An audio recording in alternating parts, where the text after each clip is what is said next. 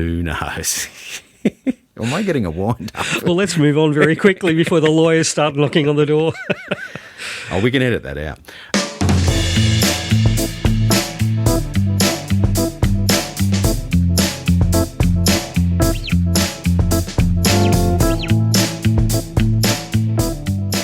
And we're back. Not an Audiophile, episode 27, season 2.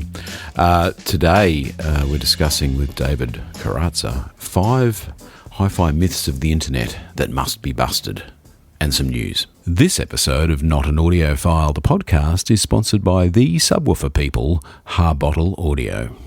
If you're serious about subwoofers or just tired of muddy bass and bloated hype, check out Harbottle Audio.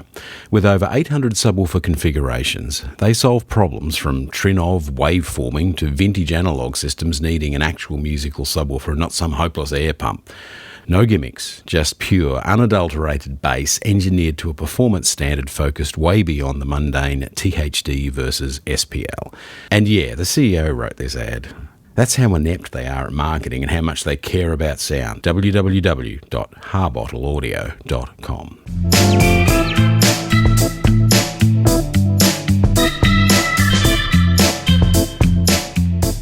Andrew here at Not an Audiophile. Back in the room, we have David Corazza again today to debunk or examine 5 HiFi audio internet myths that we feel need closer examination, the word you just used, and we'll get to those in a second, because first we have news. So news at Not an Audiophile is that some people will notice we have improved our audio quality, and we hope that from now on it is maintained to a professional standard, as people who are audiophiles or not audiophiles would expect.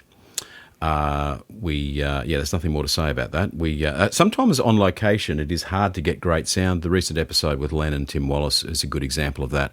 Their boardroom was highly reflective, and there was too many microphones, open mics, omnidirectional mics in the room, that it was a bit rowdy.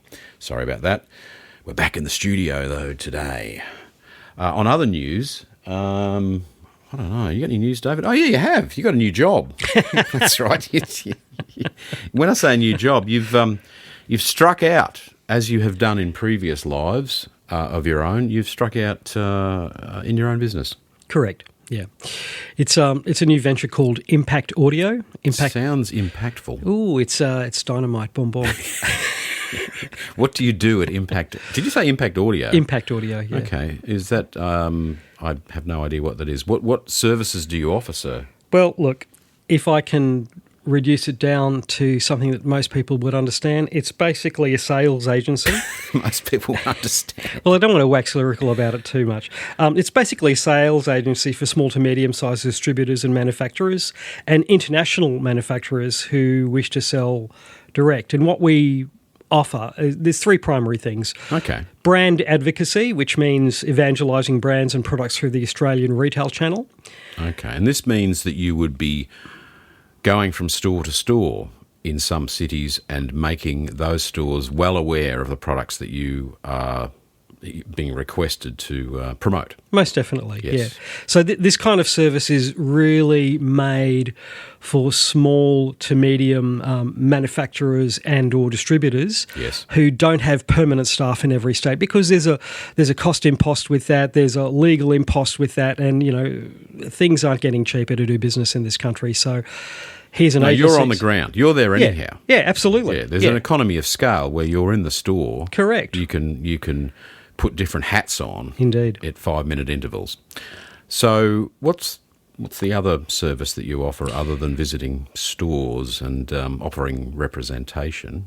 Well, that's primarily it, but deriving from that, there's also assistance with marketing. Okay. So even things like devising copy for website and brochures and things like that, because if you have a number of eyes casting over. That's an important point, hey? It is. Because there's nothing worse, and there's been some horrible examples recently, and I think even our own propaganda until Sharon took over and started weeding the typos out that I'd created. Nothing more embarrassing than either printing or even having a website with a typographical error. So, multiple eyes. And then you have some experience at writing copy and absolutely, and jazzing things up and making them sound exciting. So you've got that skill. And then thirdly, is there a third thing? Well, I guess it's product training too, concomitant with the first two. It's kind of training sales staff and perhaps even end customers about the USP of the brands and the products. Okay. Yep. And the thing about the agency is it offers national reach. So you've got Australia-wide coverage for the retail channel, shows, events, and customer commissioning. Oh, yeah. Well, you get to go to hi-fi shows and absolutely have all that fun as well. Well, that's so audio... Impact Audio. Impact. Oh, I knew I'd get it backwards. But then we just keep saying it again. Impact right. So what's the company again? Impactaudio.com.au. Okay, website. Yep. Excellent. Make sure there's no typos on that website. I assure you. All righty. In other news, thanks for that, David. That's great. Good luck with that. It sounds like a great idea. And judging by your secret information that you fed back to me, there's some interest already. So that's great. The other news was that we will be, and not so much David and myself, because David's so busy with his new enterprise he couldn't come to Munich, he said. So myself and my able assistant Sharon will be at Munich reporting, and we will be shooting video and recording interviews with various people and new products, etc., all of that sort of thing. And as a bit of a change from how some people do it, we'll put the videos up while the show's on, which seems like a better idea in a way. Yeah. It's a bit of show spirit. You want to look at a video. You can't be there, but you can watch some YouTube. And then the other thing is that we, of course, always at Not an Audiophile, don't really care so much about the giant corporates who can do their own marketing.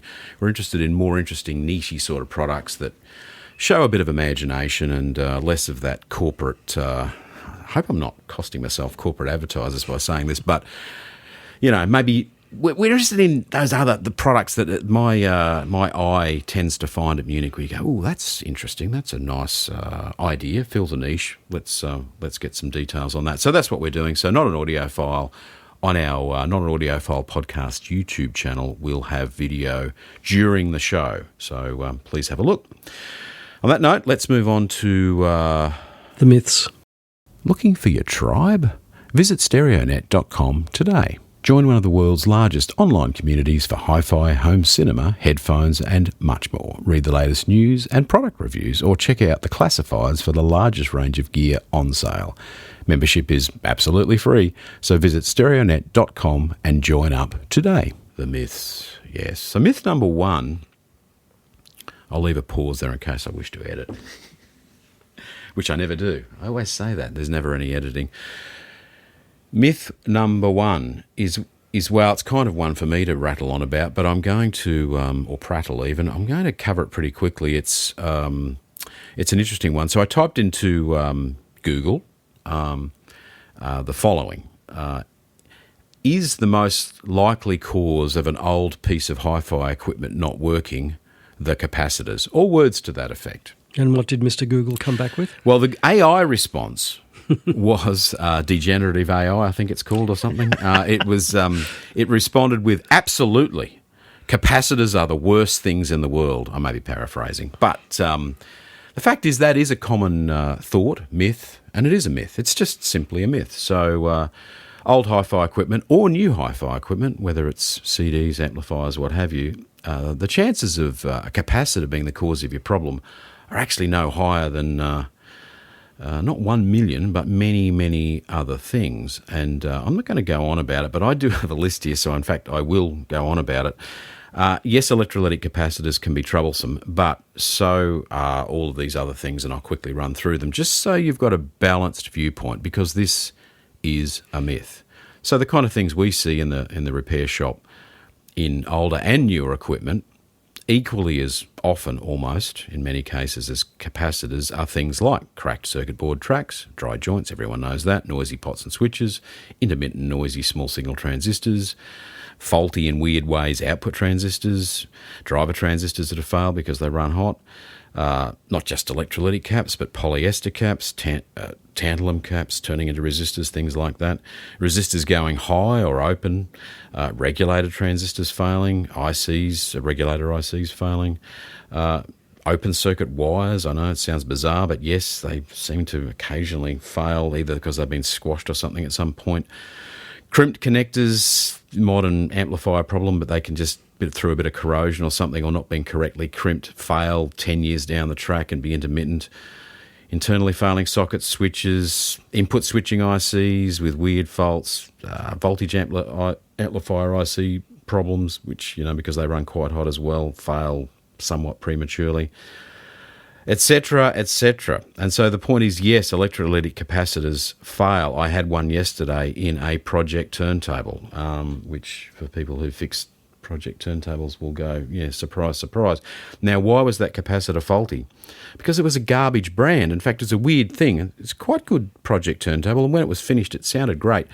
But they used some Rubicon electrolytics in there, David, but also Kung Fu brand, which is not so well known, and then Jackson, which is my favourite. Jackson, there's two Jackson electrolytic capacitors, JAXAON and there's JACKSON. I think one brand was trying to, get in on the act of the fame of the other brand. Both terrible capacitors. You mean you didn't replace it with the Nichi Dragon brand? And I put a Nikon in there, which is, or a Panasonic or a Rubicon. They're all good.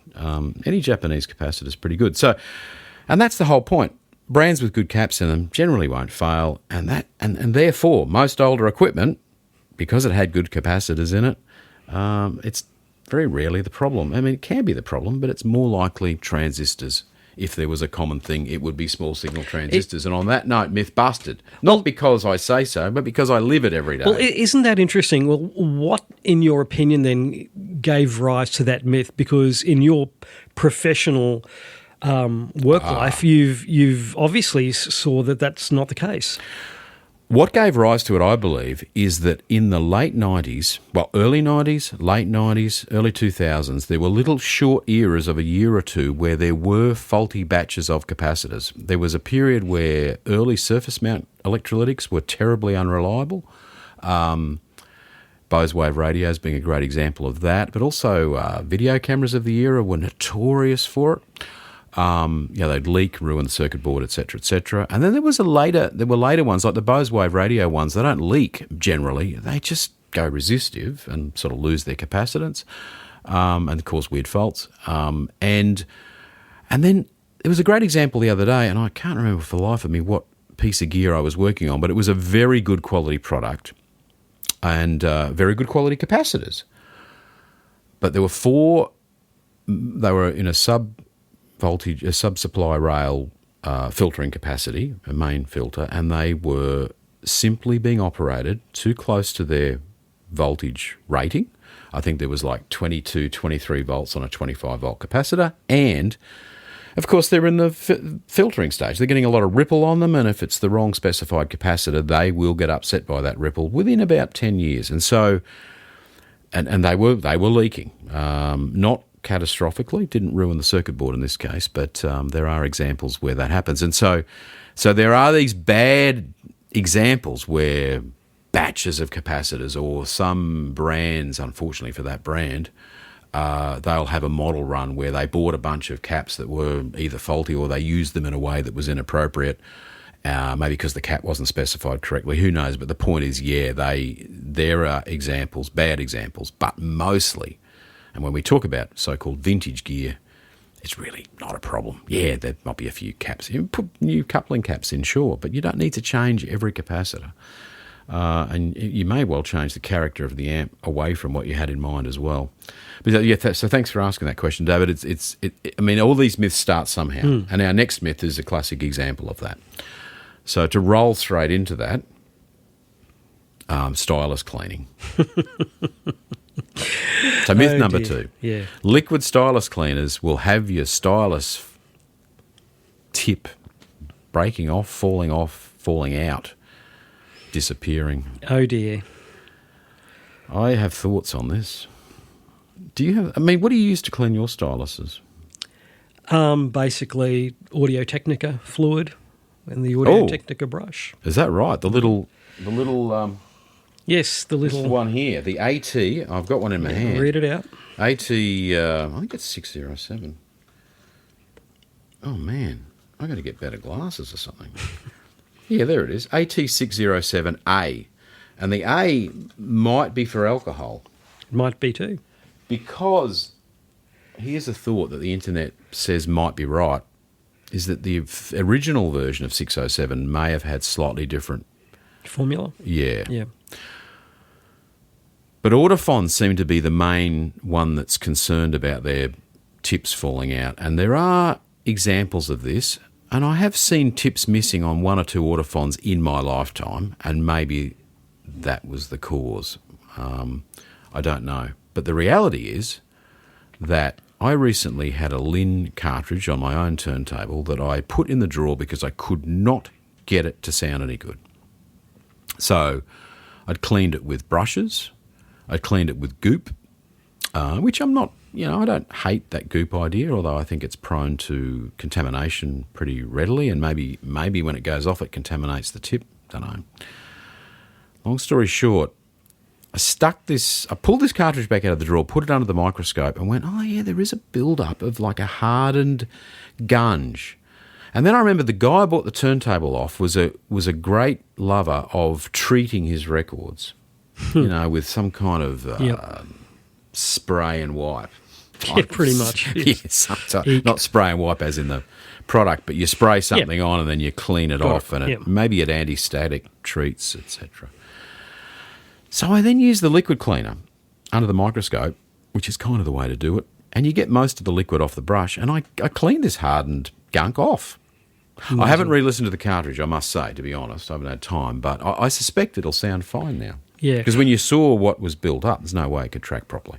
Well, look, I'm sure that's the case in some instances, but to get back to the myth, I think it's, if I can be frank, basically horseshit, because there's no way in the world that companies like Nagaoka and Audio-Technica would allow a formulation to dissolve or somehow damage Styli in the real world. I mean, their professional reputation is dependent on that. So I've seen too many people mishandle, and I'll be polite, mishandle cartridges and Styli far more than any liquid cleaner could mishandle them. I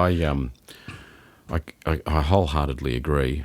And just to wrap up the whole stylus cleaning thing, I can't find any better way to clean a stylus than using that Audio-Technica stuff as an example. I'm sure the Nagaoka stuff is exactly the same. I think it's probably a similar formulation. I mean, you could probably make a bold statement and say Japanese cartridges use epoxy glue to hold the tip in the cantilever and therefore probably are not a problem. Whereas I think Autofon might be using some kind of, kindergarten glue that you can eat safely or something like that. I don't know. I don't know what they're doing over there in Scandinavia. But, your answer is, don't buy an Autofon if it's a problem. In reality, they make great cartridges, and I think that there's probably not a problem. I would strongly suspect that there is not. No, I think they could be.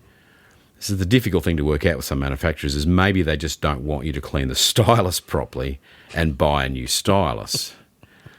Maybe. Who knows? Am I getting a wind up? Well, let's move on very quickly before the lawyers start knocking on the door. We can edit that out.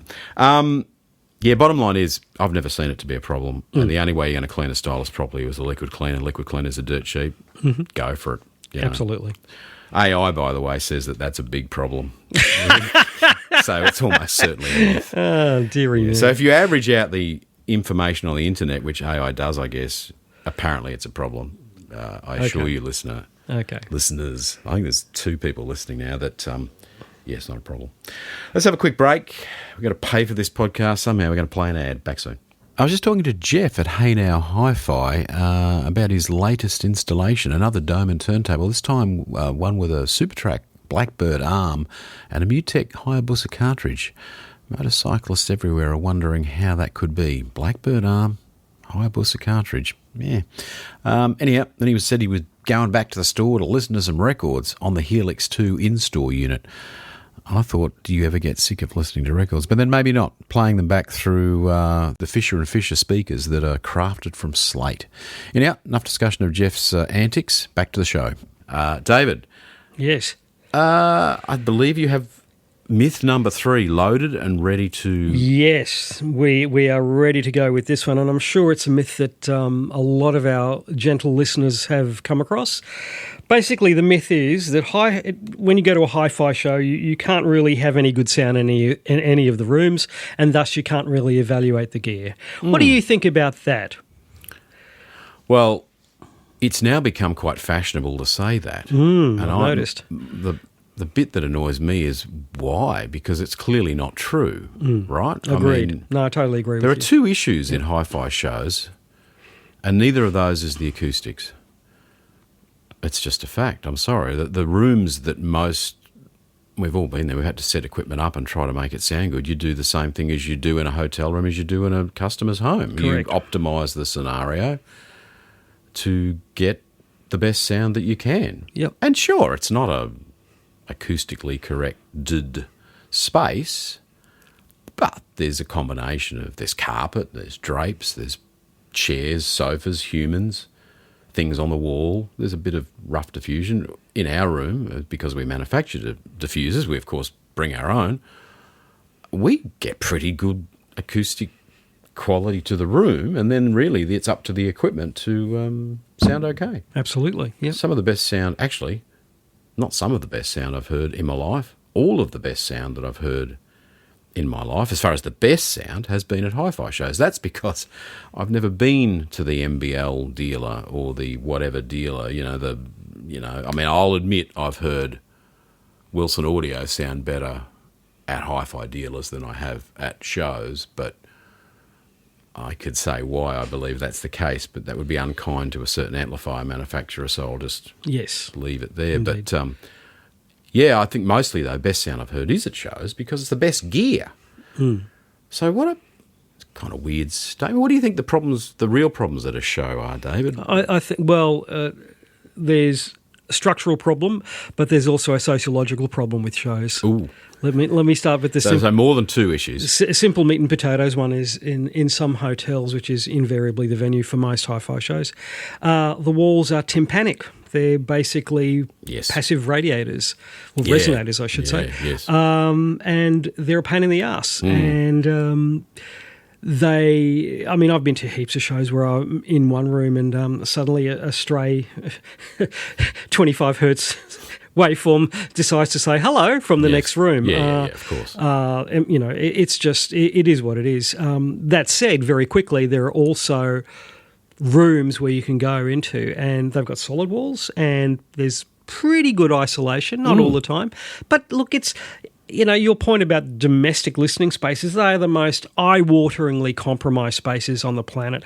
I've lost count of the amount of times, and listeners, I'm sure you've witnessed this, where some person has literally a 6-figure audio system in this palatial McMansion with terrazzo tiles, parallel surfaces, mirrors on the ceiling, what have you. Glass. Maybe wrong room, but you know what I mean.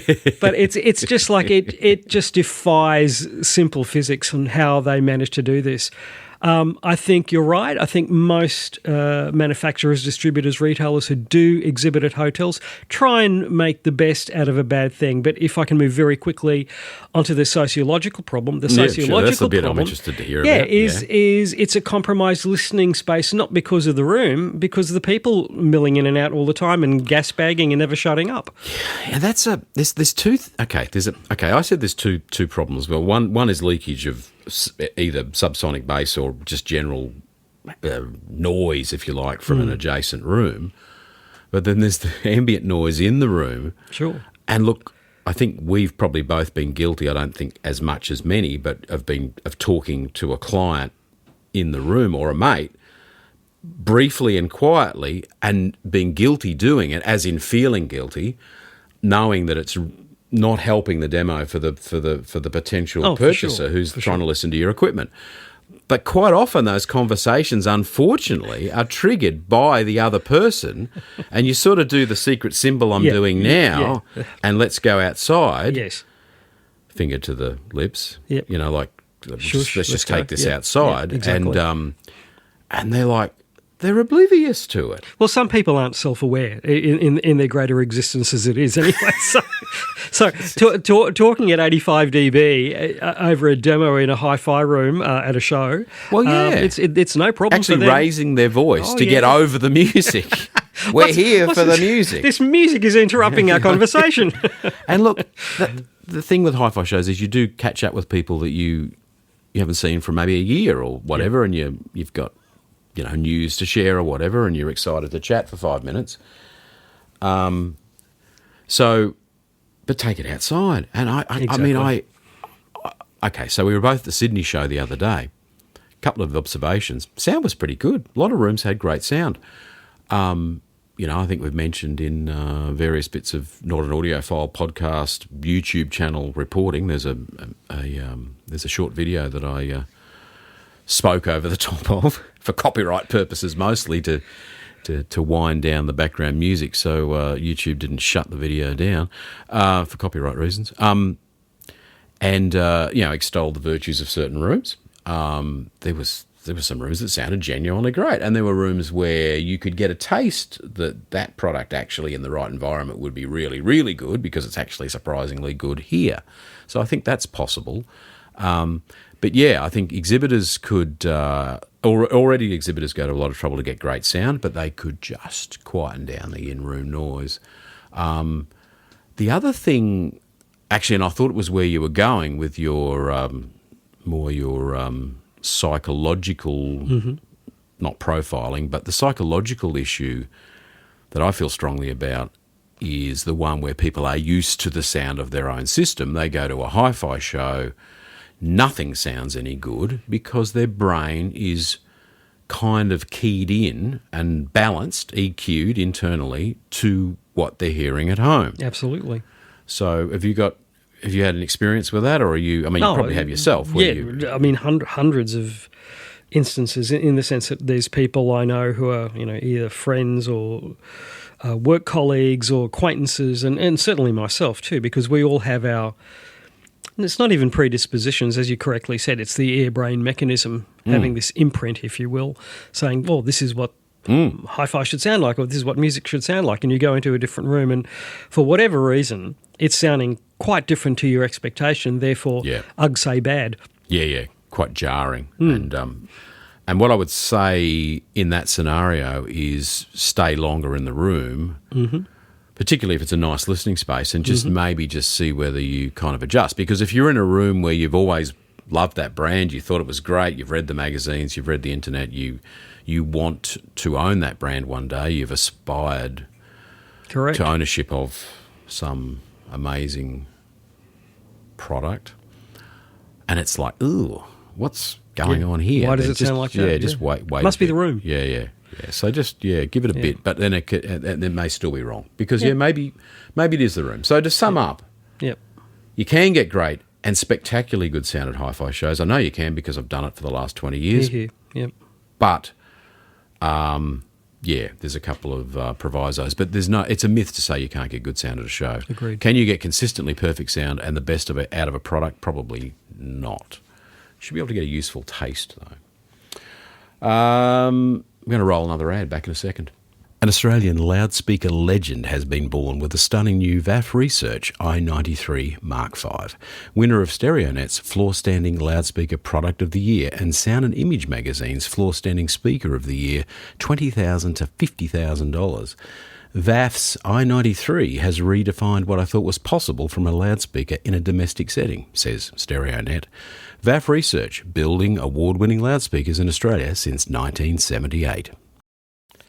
Not an audiophile, Andrew Hutchison speaking, and David Corazza is in the room as well with yet another myth. Myth number 4. David, speak. Yes. Yeah, I don't know whether it's a myth. It's a bone of contention. I think that's probably a better... Yeah, this is less of a myth, I think. It's a better way to describe it. There's a lot of people huffing and puffing and, hands on hips, and steam coming out of their ears going, streaming is robbing musicians and it's not fair, and by jingo, there should be a fairer model. And they may or may not be right.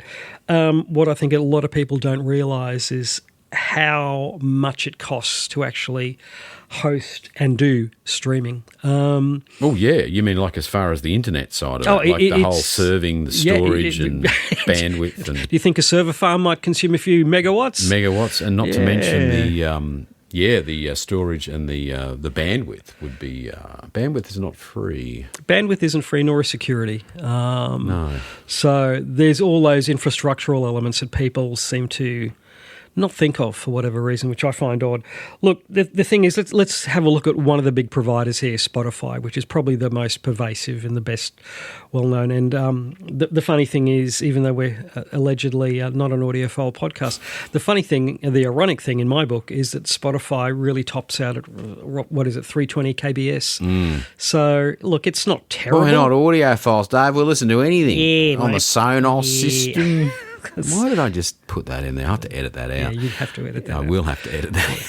So getting back to Spotify, I've got some numbers here, and I'll try and make this really, really quick, but it's interesting to actually get a handle on their business model. By the way, they're like Amazon in the early days. They haven't made a profit. In fact, they're losing something like 450 million euro a year. Holy mackerel. Oh, yeah, it's huge. When I say holy mackerel, I probably shouldn't have said that either. I'll edit that out.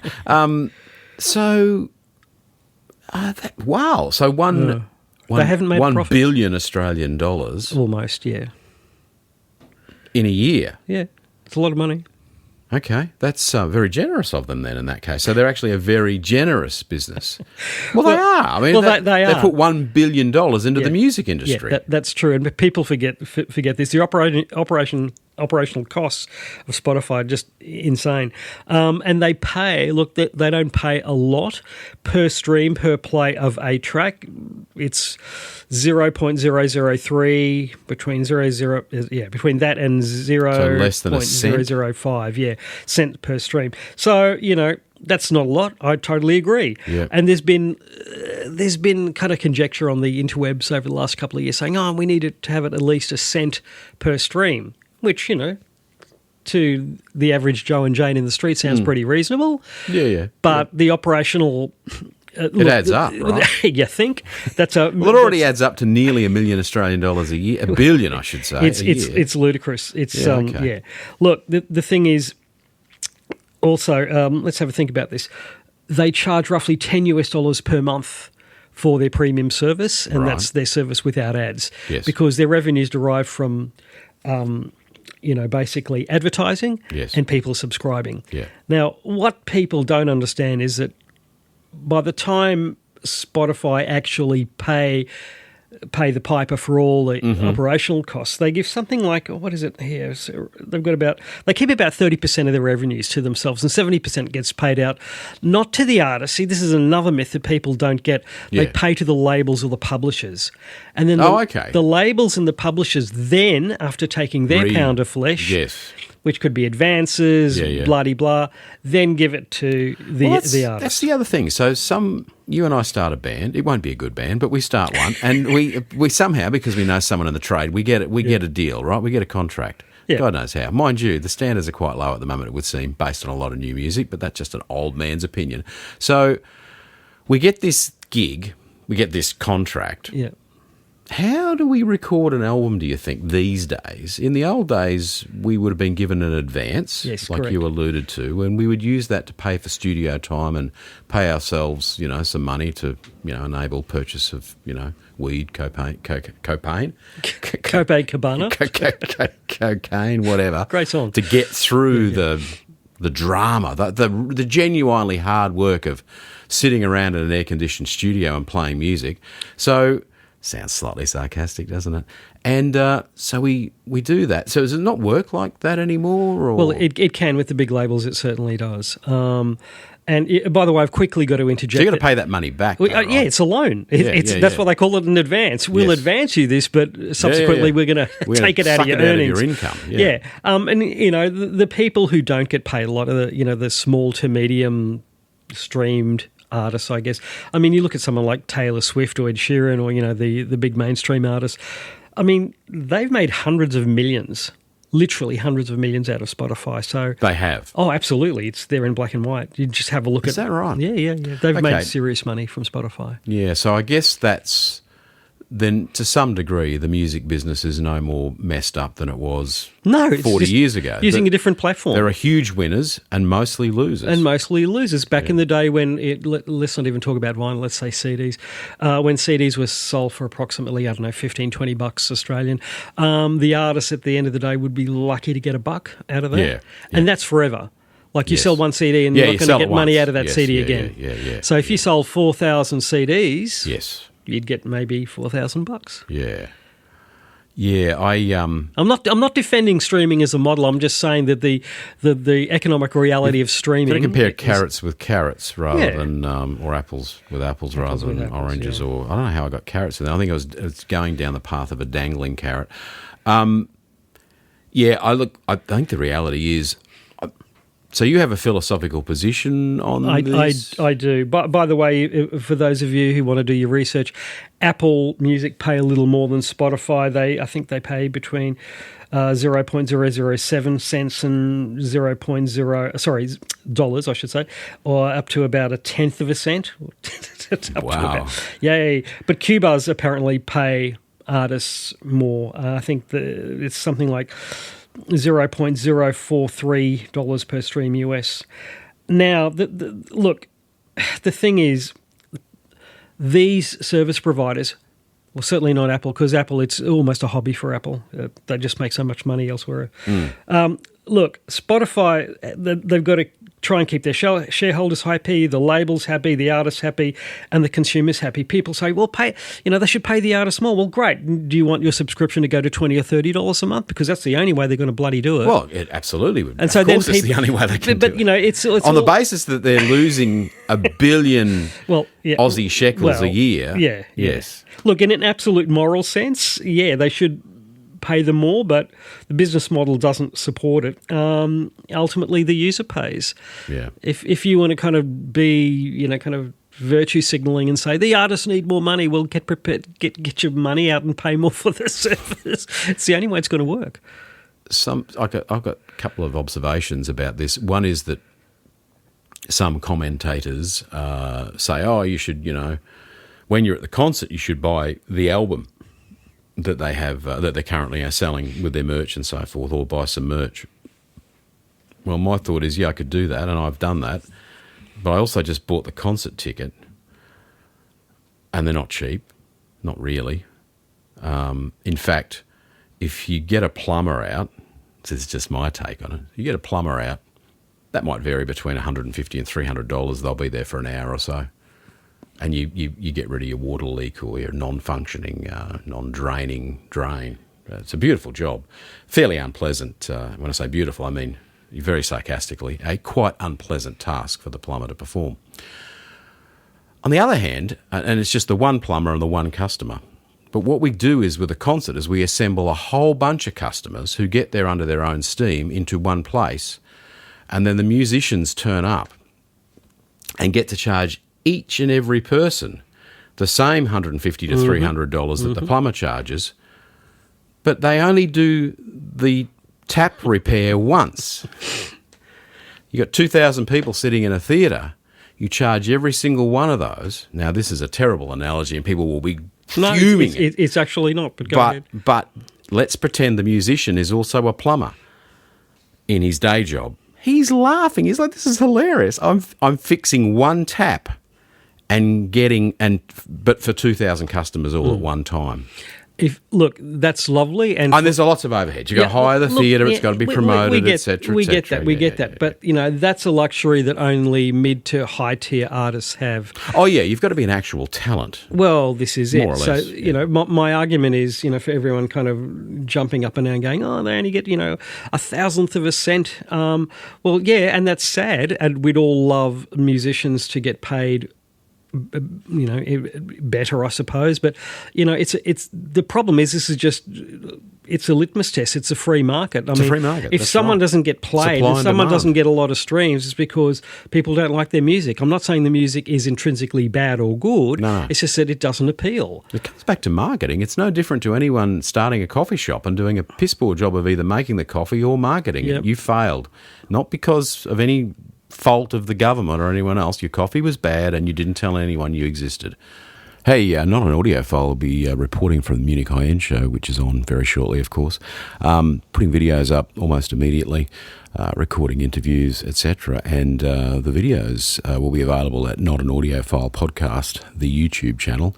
And we're sort of, I guess, as we try to cover some of the other things that some of the mainstream media that are attending don't necessarily cover. We're looking for, with our educated eye, some interesting products that other people may miss. So, please check in during the show. And one more thing before we go back to, or not back to, but start Myth 5 on Myth 4 is that David and I, just talking in the break, that very long break where that ad played, was that we love music. I mean, it's why we're here. It's why we're doing this podcast. It's why we've always been involved with the audio business. It's a love of music, and musicians are great people. We'd all love them to get paid more. Absolutely. But you just have to kind of, it's not all, musicians don't always do that badly. They do what they want to do, the same as you and I effectively both do what we want to do, and we are doing it right now, but we're not getting paid for it, right? So it's one of those things. You got to... The other thing is the bad old days.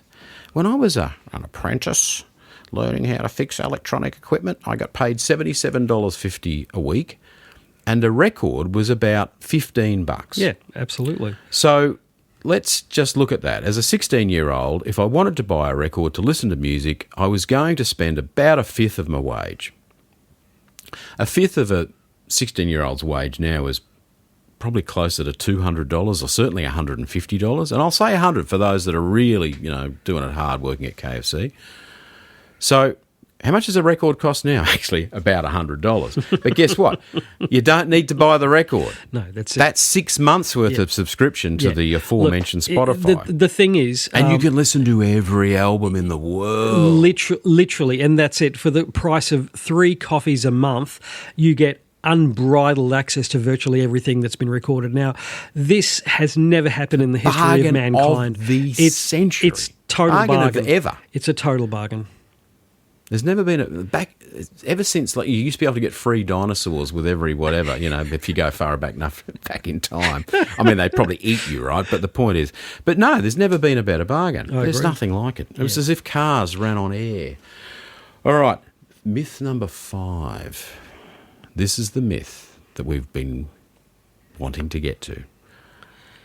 Now, David, you and I have both worked in retail, wholesale, and manufacturing in the audio business. Mm-hmm. We have some knowledge of how these things happen. And so it is with some experience that we put forward the following case that... Although there's 2 ways to present this case. So the gist of it is that buying equipment direct from the manufacturer is cheaper, less expensive than buying it through traditional retail channels.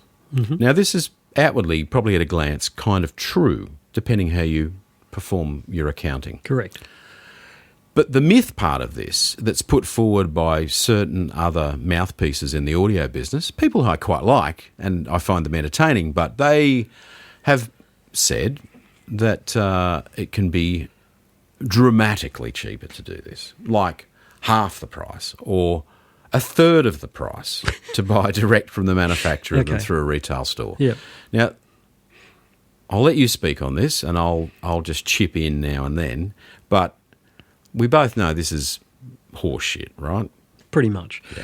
And don't forget there's nuances within this argument as well, because for the sake of brevity and simplicity, you could conceive of buying direct in 2 different camps. The first camp is, gee whiz, that doesn't cost much and I just pay via PayPal. It comes from southern China and tickety-boo, it's at the doorstep a couple of weeks later and it's mine. Yep. That's great. And yes, things like that will be cheaper. Yeah, but of course. There'll be virtually zero support, no hand-holding, nothing that you get, say, in a retail chain, of course. But that's implicit with the purchase, one would think. The other direct way of buying is if you buy through an established manufacturer that's even located in the same country, and there's a few manufacturers doing this globally now and will continue to do this, selling direct to the customer. There's a lot more hand-holding, maybe not to the point of, say, a retail operation, but those first two things I mentioned are two different things. Yeah. Yeah, this is a complex subject, and we're not going to get bogged down and turn it into a half an hour conversation, although it's worthy of many hours. But I think the point we want to make is two key things. Let's talk about premium quality products. When I say premium, I mean entry-level Rotel amplifiers and above. We're not talking about Sonos or some cheapy active speaker from China for $200 a pair. We're not talking about that. Of course, that's a different kind of thing. Yep. And as someone who sees inside those products occasionally, oh my God, you get exactly what you pay for, by the way. If it works, that's a bonus. You always do. So, wind back. So, from an accounting point of view, you could say, well, I spent less, so I've saved money. But no, because there's things that you need from your audio equipment. You might need, like you said, a certain amount of hand-holding to get it performing correctly. Correct. You may have a faulty one, and your time may be worth something, and you don't wish to deal with the whole packing it and freighting it back to God knows where to get it replaced, maybe. And then they go, oh, well, it's not under warranty because blah, blah, blah. And you can't speak to anyone. I mean, everyone complains about the dramas of dealing with Telstra, but the reality is that, that's where you're going with buying something online in many cases, not in all.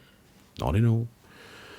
The joy, though, of having a problem and having had some hi-fi salesman hand you the product and say, if you have a problem, you let me know. Yep. You can go, well, I'm going to let him know because I'm definitely having a problem. Exactly. And so I'm not sure if you can put a price on that, but it certainly has a value. Look, it's got an extreme value, and it unfortunately it doesn't ever show up on a product spec sheet, and certainly not on a spreadsheet. And people so conveniently forget that most retailers that's here in Australia and certainly overseas as well, the vast majority of them go so far beyond what they need to do, and the vast majority I've spoken to definitely have the customer's interests at heart, because if they don't, their business is going to go down the toilet. Oh yeah, their business is. I mean, all businesses that sell products are customer centric, I guess. But there's this weird thing where, do you really think that Apple care about people because you are used to iPhones, you need another one, you just have to buy another one. If the customer experience is mediocre, it's a bit like I said with Telstra. You've just got to, you need them. You can't live without them. You kind of put up with it. Yep.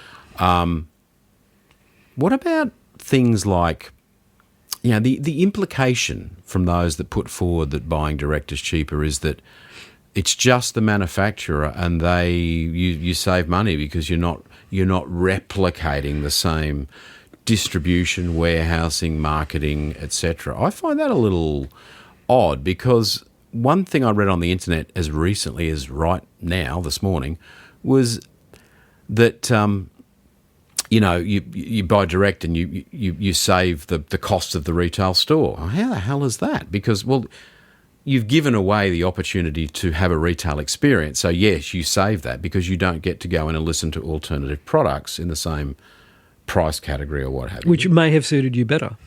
Yeah, you will never know. You'll never know. No. Until you get it at home, and then it's too late. So you've given that up. Well, of course, that has a value. You've given up that interesting, you've given it up, you save money, of course. It is really weird how people's thought processes function when they're purchasing something, because we're in an age now, and it's certainly not exclusive to YouTube and the web as we know it now, but certainly back in the days of flat dead trees with ink on them, it was certainly the case. A reviewer would come out, people would throw their hands up in the air, have an orgasm, and rush out and buy the new thing, and then bring it home and go, oh shit, it's not really what I want. In some cases it certainly was, but you can't buy on reputation alone. The golden thing, and I know not everyone on the planet can do this, but you've really got to listen to the thing, and that's why retailers exist. I don't care how good a review is, because I've read reviews and I've heard things in real life, and I'm thinking, how does this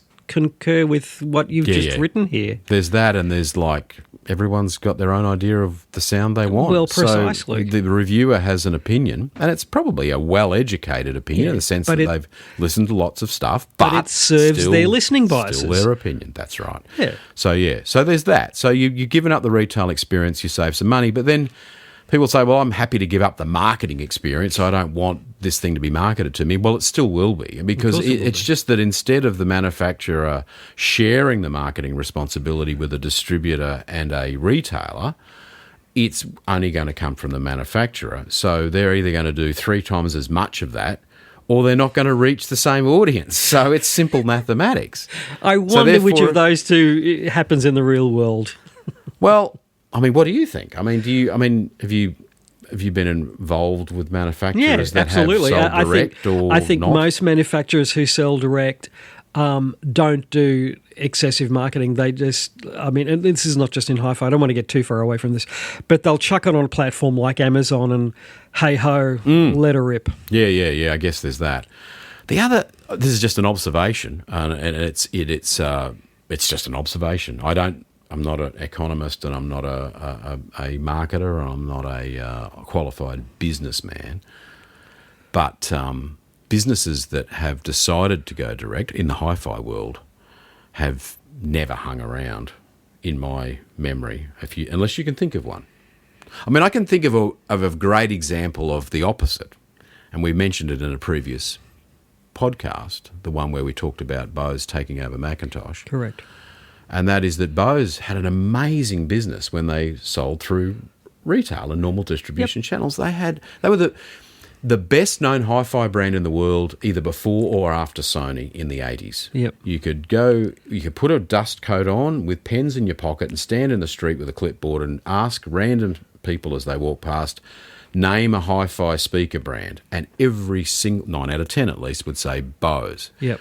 If you did that same thing today, I don't know what they would say. They would say, I don't even know what hi-fi is, probably. But so that's where they were. For those that weren't around and don't care, well, don't care by all means, but the point is that was a fact. And then Bose started reeling in the distribution thing. They wound down the global distribution model. Yep, they sure did. They started doing a lot of selling direct.